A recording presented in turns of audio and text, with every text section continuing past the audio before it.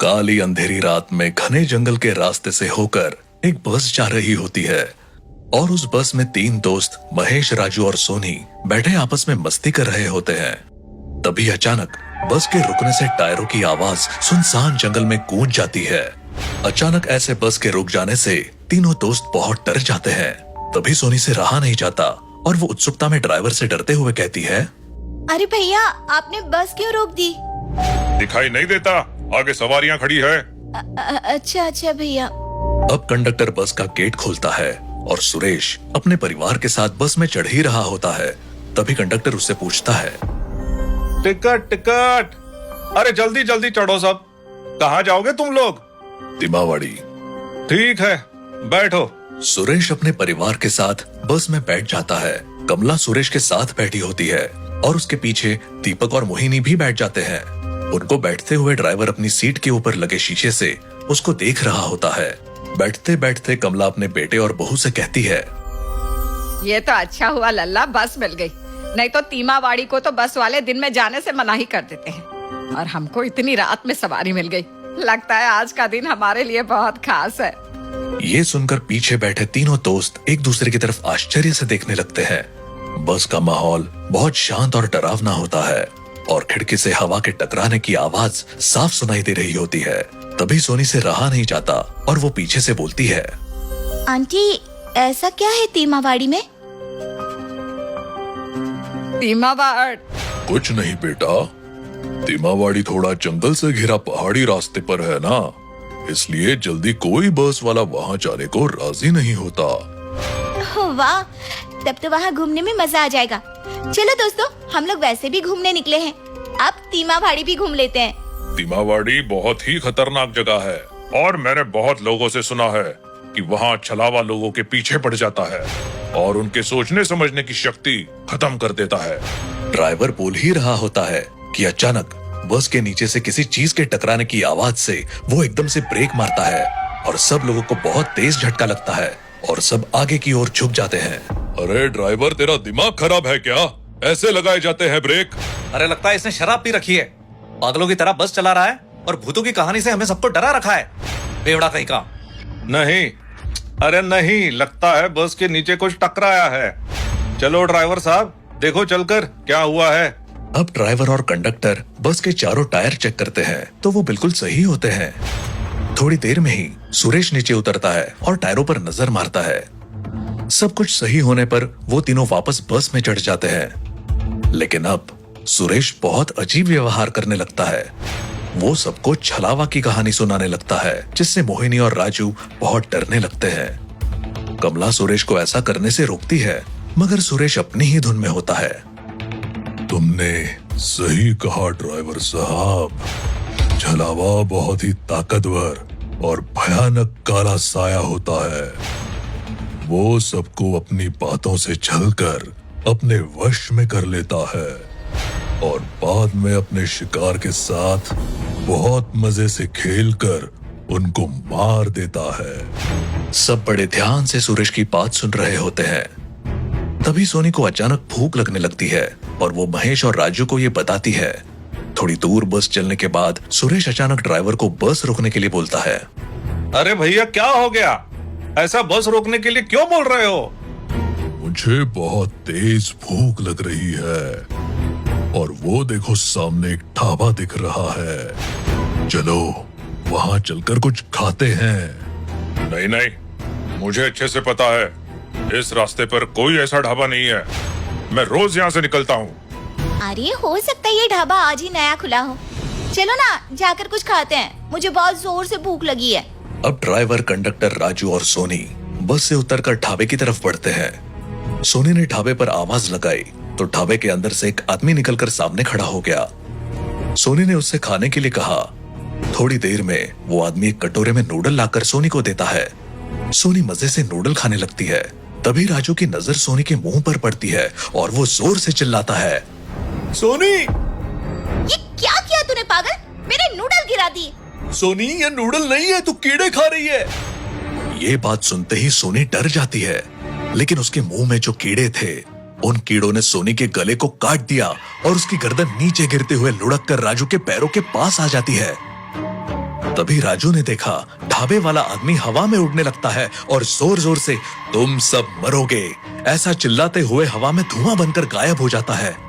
अब वो तीनों बस की तरफ भागने लगते हैं। चलो जल्दी भागो, वरना ये छलावा हम सबको मार देगा।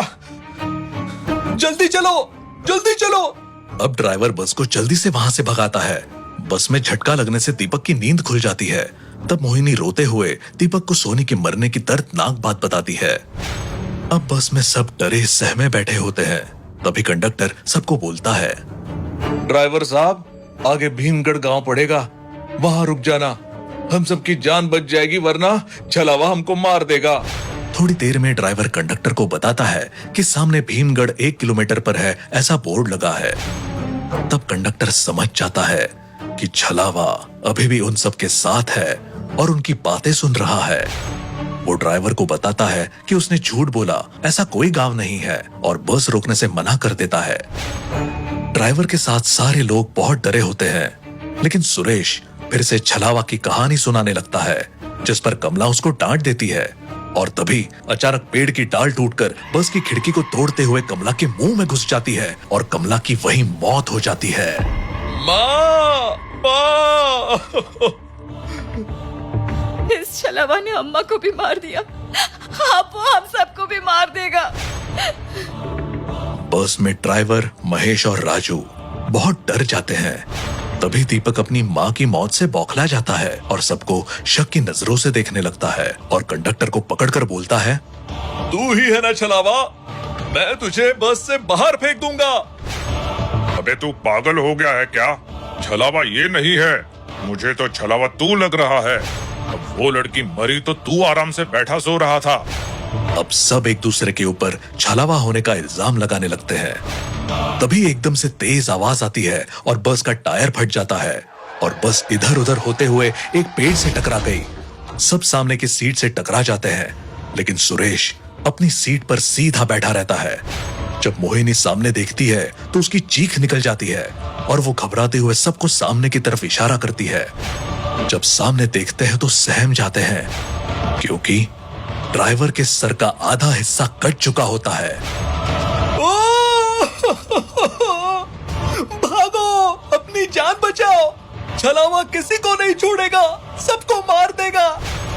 राजू अब बस से निकलकर भागने की कोशिश करता है, लेकिन जैसे ही वो बस के गेट से बाहर निकलता है, दीपक उसकी पीठ पर कांच के एक टुकड़े से कई बार वार करके उसको मार डालता है और फिर पीछे मुड़कर हंसता हुआ सबसे कहता है,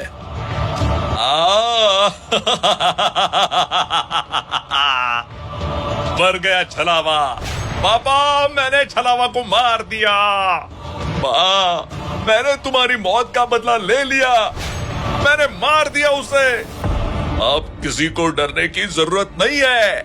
महेश और कंडक्टर दीपक को धक्का देते हैं और वो समझ जाते हैं कि ये अपनी माँ के गम में पागल हो गया है, लेकिन उसके पागलपन ने एक और जान ले ली। लेकिन अभी भी कंडक्टर महेश को बताता है कि छलावा अभी भी जिंदा है और हम पांचों में से ही कोई है। अबे तुमको कैसे पता?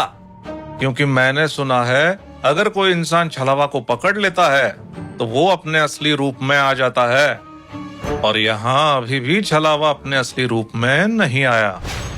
इसका मतलब तो यही है कि छलावा अभी भी यही है।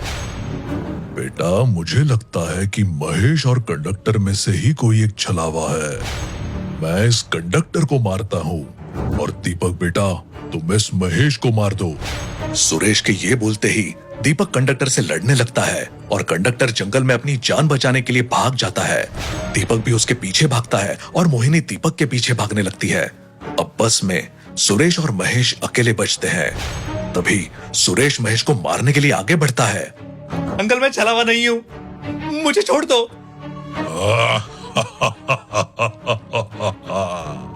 मुझे मालूम है कि तू छलावा नहीं है। आपको पता है अंकल, तो मुझे मत मारो, मुझे जाने दो। इतना कहकर महेश सुरेश को धक्का दे देता है और बस से निकलकर बाहर से बस का गेट बंद कर देता है। लेकिन तभी दीपक और मोहिनी वापस बस के पास आ जाते हैं और सुरेश दीपक से रोते हुए महेश को मारने के लिए कहता है, लेकिन दीपक और मोहिनी मिलकर बस को आग लगा देते हैं। दीपक, कैसा बेटा है तू? अपने बाप को ही मार रहा है। छलावा है, इसलिए दीपक ने तुझे जला दिया।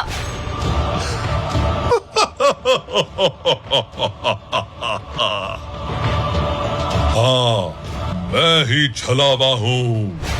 और तुम सबको क्या लगता है कि तुम्हारे बस में आग लगाने से मैं जलकर मर जाऊंगा? अभी देखो मेरी शक्ति। अब छलावा अपने असली रूप में आ जाता है और बस के अंदर से गायब होकर वो बस के बाहर आकर दीपक को पकड़कर हवा में टांग देता है और हंसते हुए उसको गोल गोल घुमाने लगता है। तभी महेश दीपक को बचाने आता है, लेकिन महेश को वो उल्टा पेड़ से लटका देता है और छलावा हंसते हुए मौत का खेल खेलने लगता है। लेकिन तभी अचानक छलावा के पीठ पर चाकू से कई वार होते हैं और जब वो पीछे मुड़कर देखता है तो कंडक्टर उसको मार रहा होता है। अब छलावा की शक्तियां खत्म हो जाती है और वो जमीन पर गिरकर दीपक से कहता है, दीपक, तूने मुझे छला है। तुझे कैसे पता चला कि मैं ही छलावा हूँ? अरे छलावा, जब मैंने राजू को मारा था तो तू मुझे रोकने की बजाय हंस रहा था। मैं तभी समझ गया कि छलावा तू है, लेकिन मैंने नाटक किया और कंडक्टर को जानबूझकर जंगल में भागने दिया और उसके बाद इशारा करके मोहिनी को मेरे पीछे आने को कहा ताकि हम तीनों तेरी मौत का इंतजाम कर सके। हाँ छलावा, उसके बाद हम सब ने पेड़ के पीछे छुपकर देखा कि तू कैसे हंसता हुआ महेश को मारने के लिए तड़प रहा था। उसके बाद मैंने इशारे से महेश को भी बस से उतरकर गेट बंद करने को कहा और तू हमारे जाल में फंस गया। अब मोहिनी महेश को पेड़ से उतारती है और फिर कंडक्टर के कहने पर वो चारों मिलकर उस छलावे को उस जलती बस में फेंक देते हैं, जिसके बाद छलावे की आत्मा को मुक्ति मिल जाती है। क्योंकि अगर कोई इंसान छलावे को छलता है तो उसकी आत्मा हमेशा के लिए मुक्त हो जाती है। अब वो चारों अपने अपने घर चले जाते हैं।